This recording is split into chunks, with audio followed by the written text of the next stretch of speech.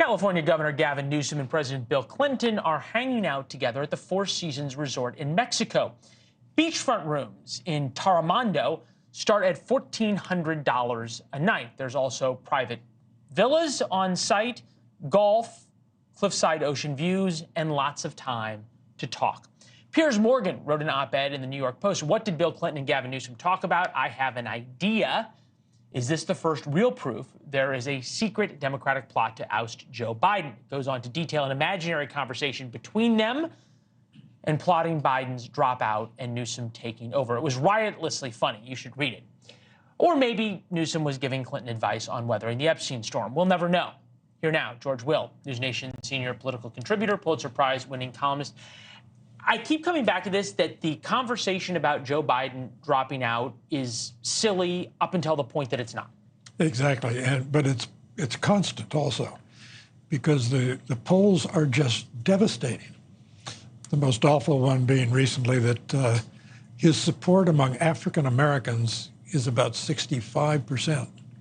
The average for a Democrat since the passage of the Voting Rights Act, 85. So you think about this in context. Who would be, and I have to imagine Bill Clinton is at the very top of the list of the Democrats who would be organizing the pat on the shoulder to Joe Biden in the same way that Lyndon Johnson got one, to say it's time to step aside? Clinton would be, but I think also Obama. Obama, notice, lives in Washington. Unlike all his predecessors, he just won't disappear. And he's clearly holding meetings, and he clearly feels, rightly, that in some sense, his presidency is being judged by the fact that it was followed immediately by Trump, then Joe Biden, who's not been a raging success, and the danger is that Trump comes again. Now, if you're Obama, your legacy is Trump, Biden, Trump. Oh, my goodness. You think about who the other option would be. You always have to have somebody to replace nobody. The Democrats certainly don't want to replace what happened in 1968, either in Chicago or in the general election. Gavin Newsom, Kamala Harris, Michelle Obama, Robert Kennedy Jr., Marianne Williamson. Robert Kennedy Jr. is running as independent, so who knows? Marianne Williamson, probably not. The person who I keep centering on is Michelle Obama. Popularity second only to Gandhi, Martin Luther King, and Queen Elizabeth. And interestingly enough, you said Barack Obama. He is someone who is not out there vigorously supporting Joe Biden.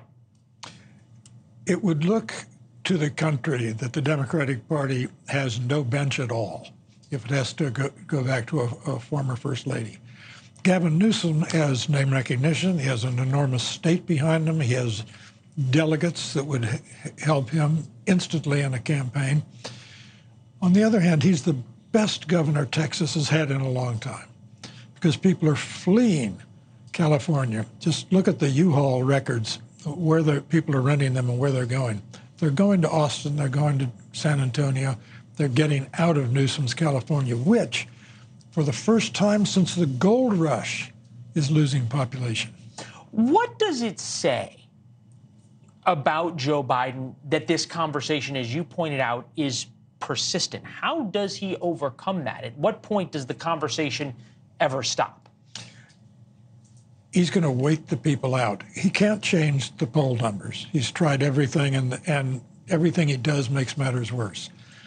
So he's stuck with the polling, but the clock is his friend here, because they're just running out of time to do anything else. Unless we have what the Democrats refer to mincingly as an actuarial event, which is a nice way of saying God intervenes.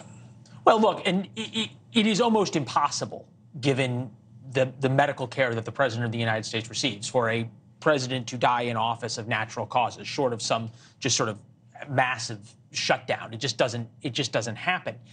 But at the same time, Johnson dropped out in March. We're nowhere near March. And is there a reason it couldn't be sometime before the convention? Is there any talk that you're hearing in the Democratic Party of somehow forcing the issue? The person who can force the issue is Nikki Haley.